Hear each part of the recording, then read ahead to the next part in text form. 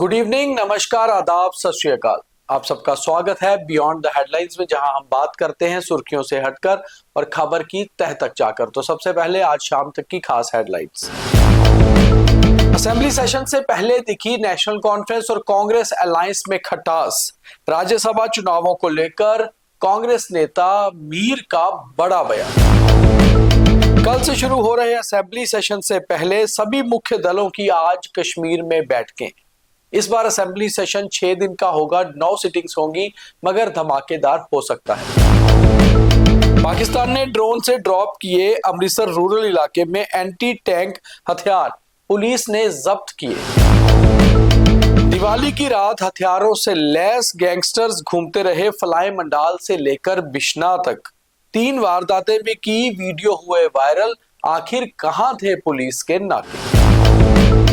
आज मनाया जा रहा विश्वकर्मा डे और गोवर्धन पूजा का त्योहार भैया दूज कल मनाया जाएगा। पूरा दिन तिलक करने का मुहूर्त। अब देखिए खबरें विस्तार से और मेरे साथ होंगे मेरे सीनियर सहयोगी पवन शर्मा। जम्मू कश्मीर में पिछले 1 साल से अलायंस सरकार के 2 पार्टनर्स नेशनल कॉन्फ्रेंस और कांग्रेस में अब खटास शुरू हो चुकी है। खटास पिछले कुछ समय से चल रही थी, मगर खुल के कोई बयानबाजी नहीं हो रही थी।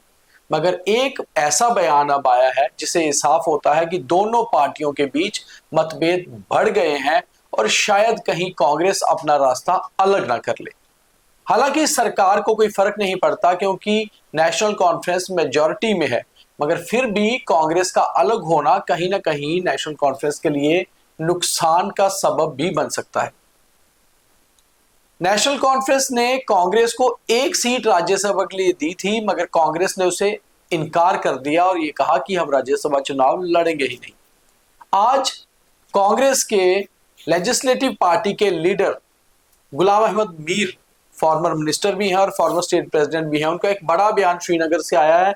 उन्होंने मीडिया से बात करते हुए बिल्कुल साफ किया कि कांग्रेस चाहती थी एक राज्यसभा सीट लेना और कांग्रेस हाईकमांड ने नेशनल कॉन्फ्रेंस को कहा भी था, मगर नेशनल कॉन्फ्रेंस की अथॉरिटी के कुछ लोगों ने इस पे मना कर दिया और कुछ ने हाँ की। और जब सीट देने की बारी आई तो पहली या दूसरी सीट नहीं बल्कि चौथी सीट ऑफर की गई और ये साफ जाहिर है कि पहली और दूसरी सीट पे ही नेशनल कॉन्फ्रेंस के उम्मीदवार सेफ है। तो कहीं ना कहीं मतभेद हो चुका है और अब कांग्रेस यहां तक कह रही है कि वो देखेंगे राज्यसभा चुनाव में वोट कहां करना है। तो पवन जी, मतभेद 1 साल हुए सरकार बने हुए, लगता है कि अब शुरू हो गए हैं? नहीं, मतभेद तो काफी दिनों से चल रहे हैं। जब से इन्होंने राज्यसभा की सीट के लिए कांग्रेस को फर्स्ट 2 में नहीं रखा जी, तभी साफ हो गए, सामने आ गया, अब तो क्लियर हो गया है। दूसरा, नगरोटा विधानसभा में कैंडिडेट को देना, कांग्रेस का सरेंडर होना, वो भी एक बड़ी वजह है। और साथ में नेशनल कॉन्फ्रेंस इस समय इसलिए भी दुविधा में है कि उमर अब्दुल्ला अपने बेटे को तो लॉन्च नहीं कर पाए, ऊपर से मुसीबतें और ज्यादा बढ़ गई। आगा सईद रोहिला की बढ़ गई, कांग्रेस की बढ़ गई।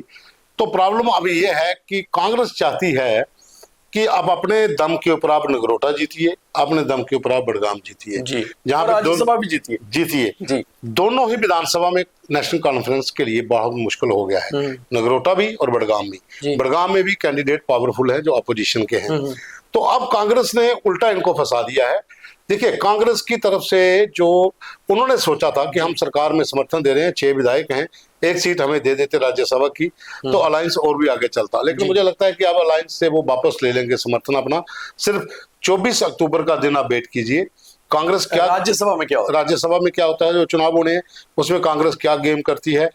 किसी न किसी तरीके से मुझे लग रहा है कि भारतीय जनता पार्टी जो कह रही थी कि एक बार चुनाव तो होने दो, हम बताएंगे हम कितने जीते हैं, तो कहानी पलट ना जाए। एक और बड़ी चीज है पवन जी कि पहली बार कांग्रेस के किसी बड़े नेता ने, क्योंकि उनकी लेजिस्लेटिव पार्टी के नेता हैं जी मीर, उनकी तरफ से जिस तरह का बयान साफ तौर पे आया है कि हमने नेशनल कॉन्फ्रेंस से 1 सीट मांगी थी, हमारी डिमांड थी और बात हाईकमांड ने की थी, मगर नेशनल कॉन्फ्रेंस के अंदर कुछ नेता उसके लिए एग्री कर रहे थे और कुछ नहीं कर रहे थे। और जब सीट दी तो चौथे नंबर वाली दी जिसे हमने इनकार कर दिया। हमने कहा आप खुद 4 सीटें मैनेज करिए। देखिए, कांग्रेस की जो हाईकमान थी उन्होंने उमर अब्दुल्ला से और फारूक अब्दुल्ला से जो बात की थी, ये लगभग मुझे पता है, हमने खबर भी की थी अगस्त महीने में कि जब भी ये चुनाव होने हैं उसमें डॉक्टर फारूक अब्दुल्ला और दिग्विजय सिंह की बात होगी 1 सीट के लिए। लेकिन वो ऐसा नहीं हुआ।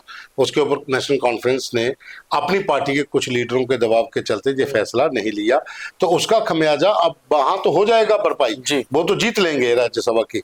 लेकिन कांग्रेस अगर अलग हो जाती है, भले ही नेशनल कॉन्फ्रेंस के पास नंबर हो, लेकिन एक नया फ्रंट विपक्ष का और खुल जाएगा। भारतीय जनता पार्टी तो ऑलरेडी विपक्ष में है, एक दो इंडिपेंडेंट भी विपक्ष में है, पीडीपी विपक्ष में है, फिर कांग्रेस भी विपक्ष का रोल निभाएगी। तो वो जो उमर अब्दुल्ला के लिए थोड़ी परेशानी वाला समय अब शुरू हो जाएगा। जाहिर सी बात है कि अलायंस के बीच में खटास शुरू होना और खटास सामने आना कहीं ना कहीं ये दर्शाता है कि आने वाले दिन उमर अब्दुल्ला के लिए बहुत बेहतर नहीं होंगे राजनीति के हिसाब से। कल से जम्मू कश्मीर असेंबली का सेशन शुरू हो रहा है, हालांकि छोटा सेशन है, 6 दिन में 9 सिटिंग्स केवल इसमें होंगी और कल ऑब्ituaries होंगी। मगर इससे पहले आज का दिन श्रीनगर में बहुत इंपॉर्टेंट है। सभी विधायक लगभग कश्मीर पहुंच चुके हैं, कुछ विधायक जो नहीं पहुंचे हैं वो भी कल सुबह की फ्लाइट से पहुंच जाएंगे। मगर कल सुबह सेशन है तो तकरीबन लोग आज वहां पहुंच चुके हैं और अलग अलग पार्टीज जिसमें बीजेपी, नेशनल कॉन्फ्रेंस, पीडीपी और कांग्रेस की अपनी बैठकें हो रही हैं। ये एक पारंपरिक तरीका होता है कि हमेशा सेशन से पहले एक बैठकें होती हैं। इस बार ये बैठकें इसलिए ज्यादा इंपॉर्टेंट है क्योंकि अगले 2 दिन जम्मू कश्मीर की राजनीति के लिए इंपॉर्टेंट है। कल असेंबली सेशन है और उसके बाद 24 को राज्यसभा चुनाव जो श्रीनगर में ही होंगे, तो वहां को लेकर भी जो रणनीति है वो आज ही बन रही है। देखिए, वो इंपॉर्टेंट है भारतीय जनता पार्टी के विधायकों के लिए भी और तमाम जो चुने हुए विधायक हैं उनके लिए भी। हालांकि जो महराज मलिक है उनको परमिशन नहीं मिली है, वो अभी जेल में ही है, वो अपना मत से ही वोट डालेंगे। लेकिन आज बैठकें होना कहीं ना कहीं एक स्ट्रेटजी भी बनेगी कि भारतीय जनता पार्टी एक सीट जीत पाती है या नहीं, या 2 को जीत पाती है, 1 से 2 हो सकती है या 1 भी नहीं हो सकती, उसके ऊपर भी चर्चा होगी। नेशनल कॉन्फ्रेंस साधने की कोशिश करेगी तमाम विधायकों को जो कश्मीर केंद्रित पार्टियों के हैं कि वो उनके फेवर में रहे, ना कि बीजेपी के पास जाए। अगर ऐसा होता है, वन साइडेड होता है, तो बीजेपी के लिए 3 लोगों को मैनेज करने में भी दिक्कत आ सकती है। अगर बीजेपी ऐसा कर जाती है तो जाहिर सी बात है कश्मीर केंद्रित पार्टियों ने भारतीय जनता पार्टी का साथ दिया है। और ये उमर अब्दुल्ला का, जैसा मैंने पहले कहा, सेशन शुरू होने के बाद जहां पर तो थोड़े दिनों का लगेगा, जब जम्मू लगेगा तो उमर अब्दुल्ला के लिए मुसीबतें और बढ़ेंगी क्योंकि अपोजिशन का ग्राफ अब बढ़ जाएगा। बिल्कुल सही कहा पवन जी ने आपने कि ऑपोजिशन का ग्राफ बढ़ेगा क्योंकि सरकार के लिए मुसीबतें आने वाले समय में बढ़ सकती हैं। बात पाकिस्तान की करते हैं जो हमेशा खुद तो मुसीबत में है मगर कहीं ना कहीं भारत को किसी चीज़ों में एंगेज रखता है और अभी ऑपरेशन सिंदूर खत्म नहीं हुआ, पाकिस्तान को याद रखना होगा। पाकिस्तान की तरफ से आज ड्रोन से अमृतसर के रूरल बेल्ट में कुछ वेपन ड्रॉप किए गए। हालांकि अमृतसर रूरल पुलिस ने समय रहते ये जब्त कर लिए मगर बाद में पता चला कि एंटी टैंक वेपन्स हैं। तो एंटी टैंक वेपन का इस तरफ भेजा जाना आतंकियों को मजबूत करना ताकि वो आतंक फैला सकें। दोबारा से पाकिस्तान अपनी एक्टिविटीज टेररिस्ट वाली तेज कर रहा है पवन जी। देखिए, जम्मू कश्मीर में तो ड्रोन से ड्रग्स एंड वेपन ड्रॉप तो होते ही है। पंजाब में जेल में बंद एक खालिस्तान जिंदाबाद फोर्स का टेररिस्ट है जिसका सीधा संपर्क आईएसआई से है, उसी के इशारे के ऊपर ये ड्रॉपिंग हुई है। और आप खुद आइडिया लगा लीजिए कि जो एंटी टैंक जो वहां से रॉकेट मिला है वो एक बड़ी बिल्डिंग को भी धराशायी कर सकता है। हो सकता है पुलिस की कोई बड़ी इमारत उनके निशाने पर हो, या कोई जेल निशाने पर हो, या फिर कहीं पर भी सुरक्षा बलों पर हमला करना हो। तो इतना बड़ा वेपन ड्रोन से ड्रॉप करना और वो पंजाब के उन टेररिस्ट के पास पहुंचना कहीं ना कहीं चिंता का सबब पंजाब में सुरक्षा एजेंसियों के लिए भी है। जम्मू में इतना बड़ा वेपन अभी तक रिकवर नहीं हुआ है। जम्मू में ज्यादा से ज्यादा जहां पर AK-47 जो है वो बाय पार्ट्स भेजी गई, वो पकड़ी गई है, पिस्टल्स पकड़े गए हैं, ग्रेनेड्स पकड़े गए हैं, जहाँ स्टिकी बम जो है वो जहां से ड्रॉप हुए हैं, ड्रग्स ड्रॉप हुई। लेकिन पंजाब में पिस्टल्स और गन पहले भी ड्रॉप हुई हैं और ये पहली बार है कि एक ऐसा वेपन जहां पर ड्रॉप होना ड्रोन से जो एंटी टैंक जो मतलब टैंक को भी ध्वस्त कर सकता है। तो कहीं ना कहीं ये पाकिस्तान की जो पाकिस्तानी एजेंसी है ISI और पाकिस्तान की सेना, उनका नेटवर्क जो है उन टेररिस्टों के बीच में बहुत ज्यादा है। जो पंजाब बेस्ड टेरर ऑर्गेनाइजेशंस हैं उनके लोगों को वो इसमें शामिल कर रहे हैं। दिवाली की रात थी और दिवाली की रात हमेशा सुरक्षा जो है बहुत कड़ी रहती है। कभी भी कोई बड़ा त्योहार हो सुरक्षा कड़ी रहती है ताकि कोई भी लॉ एंड ऑर्डर प्रॉब्लम या फिर कोई सिक्योरिटी रिलेटेड इशू ना हो। मगर कल दिवाली की रात को जम्मू के रूरल इलाकों में कुछ ऐसा हुआ जो अमूमन तौर से नहीं होता और लोगों में दहशत है। जब से वीडियो वायरल हुआ है पुलिस भी सख्ते में है, पुलिस अपनी तरफ से रेड करके कोशिश कर रही है कि अभियुक्तों को पकड़ा जाए। दरअसल दिवाली की रात हथियारों से लैस गैंगस्टर्स घूमते रहे फ्लाई मंडाल से लेकर बिश्नाह तक, 3 जगह वारदातें भी की, वीडियो भी वायरल हुआ। देखिए, ये एक घटना ऐसी है कि आप त्योहारों पर इसमें कोई शक नहीं है कि सुरक्षाकर्मी हर त्योहार बाहर ही मनाते हैं। बहुत कम समय मिलता है घर जाने का, दीपावली हो या कोई बड़ा त्योहार हो, लेकिन इन त्योहारों के ऊपर खलल ना डले, चौकसी कड़ी होती है। लेकिन सवाल ये उठ रहा है कि 10 से 15 गैंगस्टर 3 से 4 मोटरसाइकिल होंगे या 5-6 मोटरसाइकिल होंगे, उसके ऊपर सवार होकर 3 बड़ी वारदातें कर देते हैं और पुलिस के हाथ नहीं आते, तो जो भी नाके लगे होंगे उनके ऊपर सवाल तो उठेगा।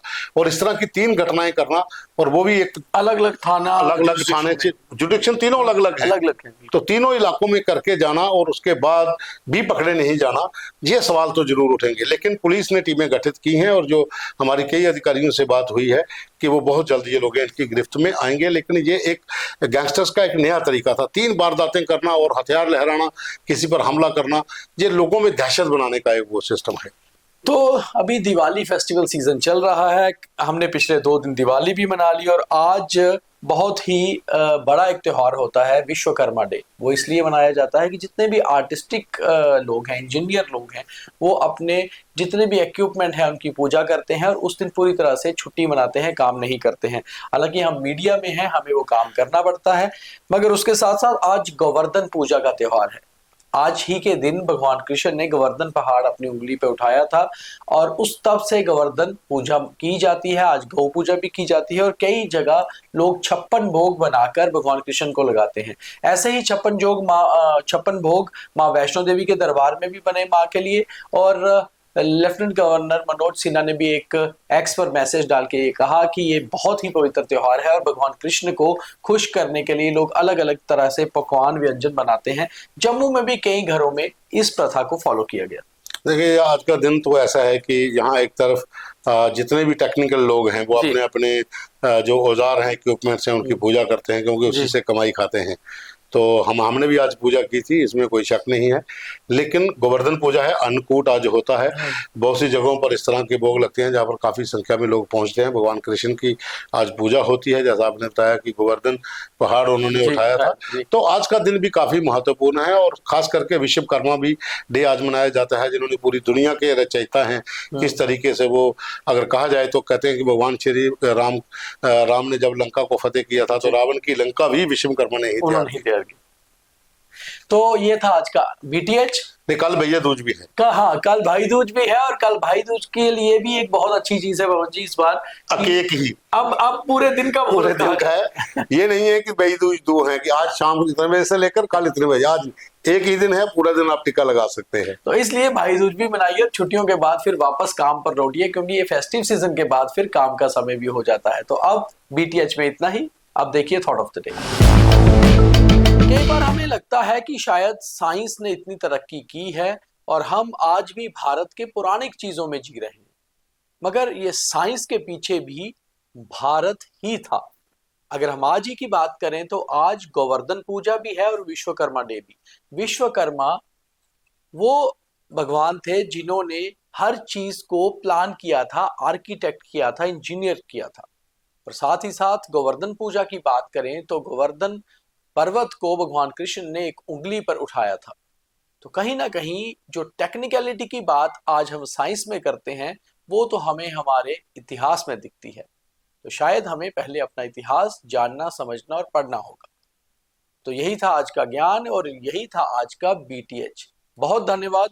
जय हिंद।